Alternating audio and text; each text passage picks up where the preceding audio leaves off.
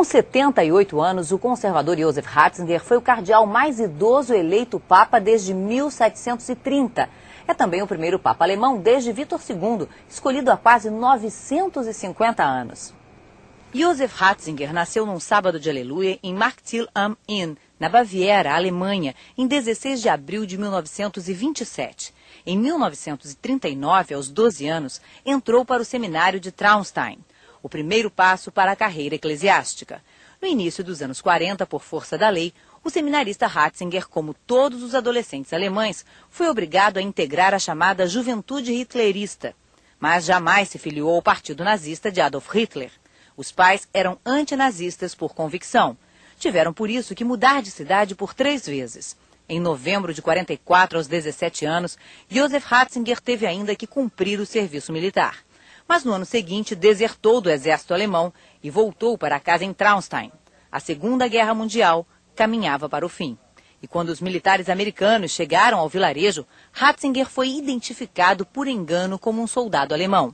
Acabou preso num campo para prisioneiros de guerra, onde ficou até junho, quando retornou ao seminário. Em 62, já como conselheiro teológico do Concílio Vaticano II, Joseph Ratzinger era considerado um reformista, um teólogo que chamava a atenção por apoiar as mudanças propostas pelo concílio.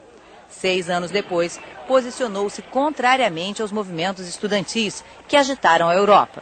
Ratzinger condenava nas manifestações o ateísmo e o ideário marxista. Em 1977, o Papa Paulo VI o nomeou arcebispo de Munique. Em 81, se tornou chefe da Congregação para a Doutrina da Fé. Foi o órgão que substituiu o antigo Tribunal da Santa Inquisição. Segundo muitos vaticanistas, foi um conservador. Para outros, num cargo como este, é impossível ser liberal ou reformista.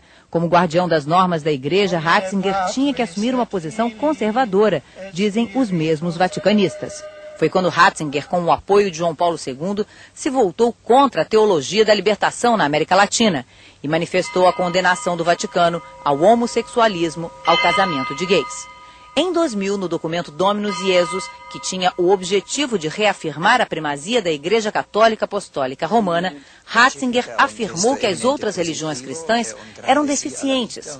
Anglicanos, luteranos e outros protestantes ficaram chocados. Ratzinger rejeitou seus protestos. Como um dos assessores mais próximos de João Paulo II, Ratzinger foi ganhando poder ao longo dos anos. Tornou-se decano do Colégio de Cardeais, um cargo que lhe foi conferido pelos cardeais e confirmado pelo Papa. Comandou o funeral do Papa João Paulo II e foi responsável por falar aos cardeais antes da votação no conclave, que o escolheu para ser o líder mundial da Igreja Católica. Na homilia, que muitos viram como uma defesa do perfil que o novo Papa deveria ter, Ratzinger pediu ao futuro pontífice que defendesse a doutrina da Igreja da ditadura do relativismo. Ele criticou aqueles que rotulam os que têm uma fé clara como fundamentalistas e disse que a Igreja não deve se deixar levar pelo que chamou de ideologias transitórias, como o marxismo, o liberalismo, individualismo, ateísmo e sincretismo religioso.